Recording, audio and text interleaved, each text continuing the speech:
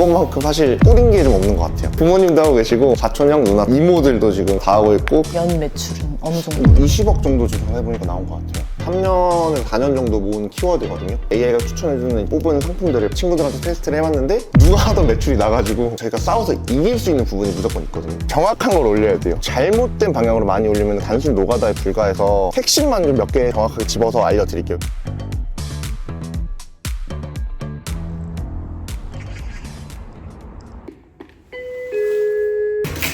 안녕하세요. 네, 대표님 자기소개 한번 부탁드릴게요. 네, 안녕하세요. 저는 온라인 셀러 제따잡입니다. 지금 사업 유형은 혹시 어떻게 되시나요? 지금 저희가 주력 사업으로 하고 있는 거는 해외 구매 대행 사업을 하고 있습니다. 매출은 지난달 기준으로 한 2억 정도를 했고요. 근데 순수익은 지난주 좀 잘 나와서 한 4천만 원 정도, 평균은 한 3천만 원 정도 내외로 하고 있는 것 같아요. 인건비랑 뭐 광고비, 사무실 비용, 뭐 공과금 다 제외하고 나온 비용이라고 보시면 됩니다. 순수익이 3천만 원 정도면 되게 높은 수준인데 그죠? 대표님이 하라는 대로만 하면 네네. 매출을 좀 크게 낼 수 있을까요? 네, 충분히 다 지금 제가 제 지인들도 알려주고 있거든요. 그렇게 친구들이 좀 해보라고 알려주고 있는데 다 그렇게 내고 있고, 네, 자세한 얘기는 제가 지금 출근을 해야 돼서 네, 출근해서 한번 알려드리도록 하겠습니다. 그러면 가실까요?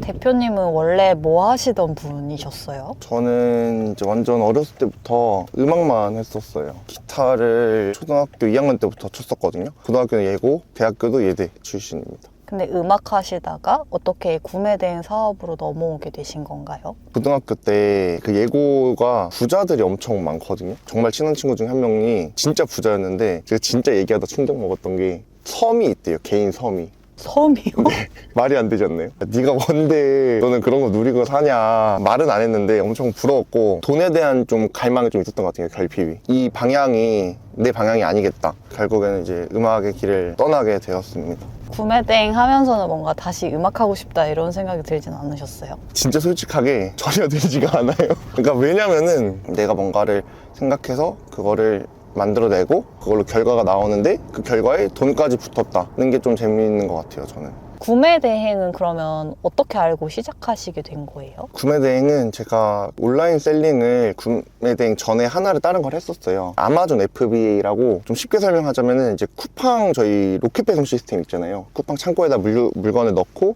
쿠팡이 알아서 배송해주고 CS 해주는 그 시스템이 원조가 그 아마존 FBA라고 보시면 돼요. 그래서 그때 제가 롯데리아 알바를 했었는데 그때 한 2천만 원 정도를 모았었어요. 아무것도 모르고 했거든요, 진짜. 당연한 결과였지만 다 말아먹었어요. 이제 생각을 좀 했어요. 왜 내가 망했을까를 하다가 재고가 너무 문제였다. 좀 리스크가 없는 거를 해보고 싶다라고 찾아보다가 이걸 얘기해 주시는 거예요. 구매 대행을. 내가 다시 해봐야겠다 해서 구매 대행을 시작하게 됐고요. 롯데리아 알바 갔다 와서 11시에 퇴근해서 학교 가기 전까지 한 새벽 4시까지 이렇게 쭉 하고 자고 다시 또 학교 가고 이 생활을 엄청 반복했죠. 이게 구매 대행은 상품이 쌓이면 쌓일수록 이게 복리처럼 매출이 늘어나거든요. 그러니까 저도 어느 순간 이 롯데리아 수익이 넘어가는 시점들이 있더라고요. 이제 롯데리아 버는 돈, 그 다음에 여기 구매대행 수익 해가지고 바로 제가 직원을 구했어요. 업로드 직원을. 50개, 100개 올릴 거를 직원 2~3명 써가지고 200개, 300개 더 올리면은 올리는 만큼 매출이 나니까 그때는 제가 200만 원 정도 순수익이 남았을 텐데 200만 원은 인건비로 다 썼어요.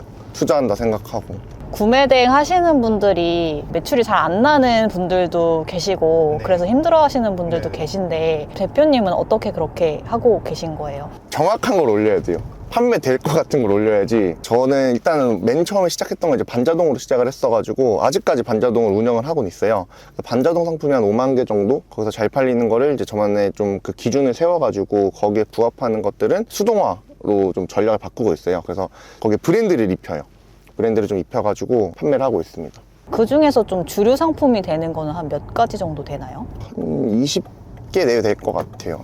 완전 주력을 하고 있는 거는. 그러면 많이 올리면서도 타율을 높일 수 있는 방법도 대표님 오늘 알려주시는 건가요? 맞아요. 제가 지금 저희 회사에서 직접 기획을 어떻게 하는지를 좀 보여드릴 거거든요. 잘못된 방향으로 많이 올리면 그냥 단순 노가다에 불과해서 제대로 기획을 잡고 그거에 맞는 시장을 잘 찾고 들어가는 게 제일 중요하거든요. 이제 사무실 거의 도착해가지고 올라가서 제가 한번 보여드릴게요. 안녕하세요. 뷰가 엄청 좋은데요? 그죠? 뷰가 엄청 좋죠. 사무실 자본주의의 냄새가 나는 네, 대표님 수익 인증 혹시 가능하실까요? 네, 가능합니다. 근데 저희가 그 사업자가 워낙 다양해서 모든 걸 다 보여드릴 수 없고, 그 중에 하나만, 네, 하나 보여드리도록 할게요. 지금 이거는 지난달 건데요. 한 사업자에서만 매출이 5,116만원. 저희가 사업자가 운영하고 있는 건 27개고, 그 중에서 매출을 메인으로 나고 있는 건 한 6개 정도가 이렇게 나고 있다고 보시면 될 것 같아요. 계정이 지금 몇 개라고 하셨죠? 27개요. 근데 왜냐면 저희가 반자동으로 테스트하는 것들이 대부분이고, 수동으로 저희가 운영하고 있는 거는 6개 정도라고 보시면 됩니다.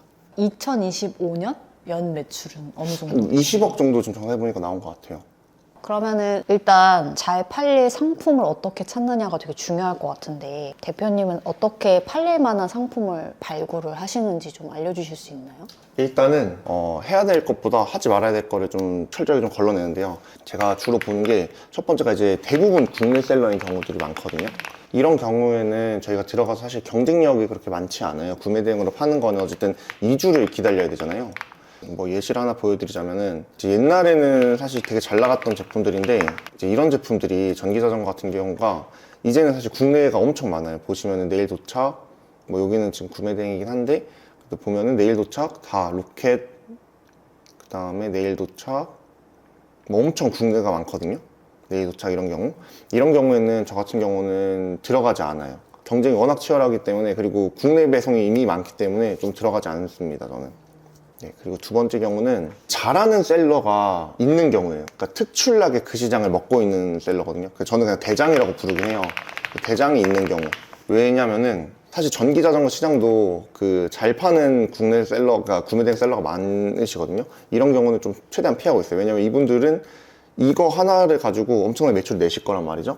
저희는 이제 상품이 좀 다양하다 보니까 수동이어도 어떤 거 하나에만 딱 힘을 실을 수는 없어요. 그러니까 이분들과 싸워서 저희가 추려 경쟁밖에 안 되거든요, 결국엔. 그래서 지금 보시면은 이런 분들 27일이면 구매 대행이잖아요. 오늘이 13일인데 이런 분들 보면 되게 리뷰도 많고 잘 팔고 계시거든요. 이런 분들도. 그래서 저는 이런 경우도 안 들어가요. 왜냐면은 이분들과 결국엔 제가 싸워서 이겨야지 살아남는 거기 때문에, 그래서 저는 이런 시장도 피하고 있습니다.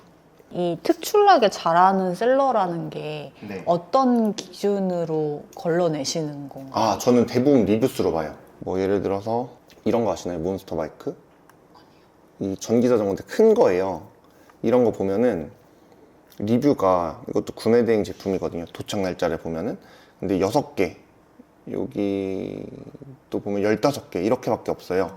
그럼 얘네는 이제 막 시작했거나 아니면은 그냥 일반 셀러인 거죠. 뭐 12개 이렇게니까 그냥 평범한 셀러인데, 여기 보면은 대부분 엄청 크게 하시는 분들이 가능성이 높아요. 그러니까 여기 하나에 올인 하셔가지고 하시거나, 아니면은 이거를 엄청 오랫동안 하셨거나, 아니면 어떤 큰 업체이거나 이런 경우가 많거든요.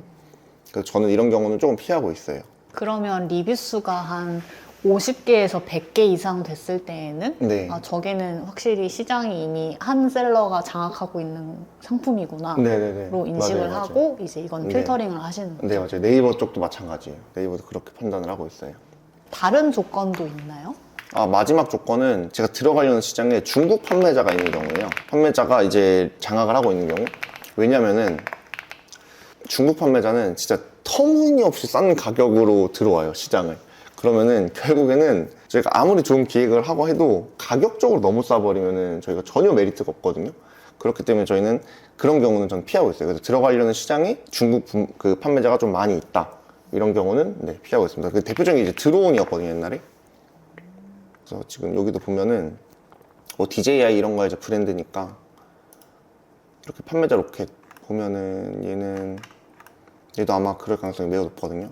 여기 쭉 내려보시면은 이게 딱 이름부터가 뭔가 그 대표자 명이나 이런 게 한국 사람 같진 않잖아요. 지금 이런 것도 볼까요? 상위에 있는 데 보면은 보이시죠? 네. 이런 분들은 이제 중국의 법인을 주고 하거나 아니면 중국 쪽에서 하시는 분들이기 때문에 저희가 가격 경쟁으로 전혀 이길 수가 없기 때문에 저는 좀 피하고 있습니다. 그러면 이렇게 세 가지 조건에 부합이 되는 거는 다 필터링을 하시는 건데 일일이 뭔가 이렇게 작업을 하시는 건가요? 그렇죠. 이거를 이제 하나씩 제가 저희 상품들 AI가 추천해주는 이제 뽑은 상품들을 판매된 거를 가지고 하나씩 보고 있어요. 계속 지속적으로 이제 한 달 단위로 전달에는 이런 게 많이 팔렸더라, 이런 상품군이 많이 팔렸더라 보고 이 조건들에 하나씩 필터링을 해보는 거죠. 그러니까 엄청 장기전인 거죠, 이게. 그럼 저 과정을 거치면 몇 개 정도 필터링이 되나요? 일주일에 한 2개 정도? 그러니까 한 달에 한 10개 정도로 진행했던 것 같아요. 그러면 저 안 되는 조건이 3가지가 있잖아요. 네. 무조건 저 3개는 네. 꼭 조건이 달성돼야지 그 다음으로 넘어갈 수 있는지. 사실 100% 그러니까 키워드도 그렇고 모든 걸 딱 100% 맞고 되는 경우가 없을 거예요. 약간 타협을 조금 두는 거죠. 왜냐면은 저희가 싸워서 이길 수 있는 부분이 무조건 있거든요. 그러니까 예를 들어서 지금 국내 셀러가 대부분 없어요. 근데 대장이 있어요. 국내 셀러 없어서 들어갈까 했는데 1등이가 너무 잘 팔고 있어. 그러면은 고민을 해보는 거죠. 그럼 내가 여기 들어가서 2등만이라도 일단은 먹어보는 거를 목표로 들어가는 거죠. 그러다 보면은 리뷰가 또 쌓이고 그러면 상세 페이지도 더 업그레이드 할 수 있고 그렇게 하다 보면 언젠가는 1등을 또 먹을 수도 있는 날이 올 수도 있거든요. 그런 경우에는 들어가는 거죠. 타협점을 조금 찾아야 돼요. 그러니까 뭔가 내가 지금 시장을 싸워서 이길 수 있는 게 뭐가 있는지, 그게 리뷰 수가 됐던 아니면 상세 페이지가 됐던 아니면 제품의 기획이 됐던 아니면 가격이 됐건 그거를 좀 따져서 들어갈 수 있는 부분이 있다 싶으면은 조금 맞지 않더라도 들어가는 거예요. 하면 안 되는 조건에 대해서 3가지를 말씀을 해주셨는데 시간이 좀 오래 드는 일인 것 같아요. 요걸 좀 단축할 수 있는 방법은 없을지. 프로그램을 쓰는 게 사실 제일 빠른 단축 방법이긴 해요. 왜냐면은 사람이 해야 될 걸 어쨌든 컴퓨터가 대신 작업을 하는 거니까. 그래서 저희는 이제 자사 프로그램이 있어요. 이건 뭐 이제 제 친구들이나 이제 저희 가족분들만 제가 쓸 수 있게끔 그냥 서버를 열어 드린 거거든요. 이게 보시면은 이런 식으로 다 추천을 다 해주고요. 그럼 여기서 이제 사람이 작업만 이렇게 하는 거거든요. 한번 검수해서 올리면 이제 마켓으로 다 올라가요. 이게 번역돼서 올라갑니다. 저 상품 리스트는 뭐 어떤 걸 기준으로 지금 올라가져 있는 거예요? 이거는 제가 조건들을 다 걸어놔요. 그래서 이걸로 이제 상품을 올려서 판매된 데이터를 뽑아내고 그거를 아까 수동화 작업으로 하는 거죠, 저희는. 그래서 저희가 이 프로그램은 지금 쓰실 수 없기 때문에 저희가 이런 프로그램을 돌려서 나온 키워드가 있어요. 이걸 한 3년에서 4년 정도 모은 키워드거든요. 이게 괜찮겠다 싶은 것들만 정리해 놓은 게 있는데 이게 지금 리스트 보면은 저희가 2,700개 가량 거의 있거든요. 지금 쫙 보이세요?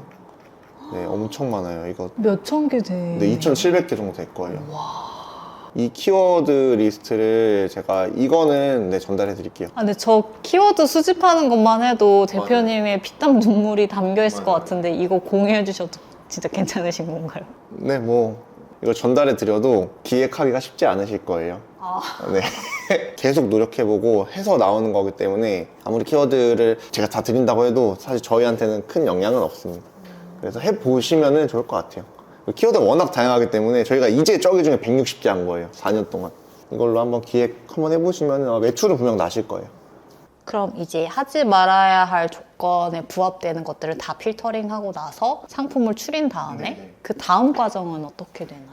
다음 과정은 이제 기획을 해야죠. 포장지를 예쁘게 싹 싸야 돼요. 다른 상품하고 조금 달라 보여야 되거든요, 이게. 저희가 물건을 제조하거나 생산하는 게 아니고 있는 거를 떼와서 팔아야 되는 건데 결국엔 그러면은 기획을 통해서 최대한 기존 시장과는 좀 다르게 아니면은 기존 시장의 뭐 문제점이나 아니면 고객들의 욕구를 좀 파악해서 저희 상품에 녹여내는 거죠. 그렇게 최대한.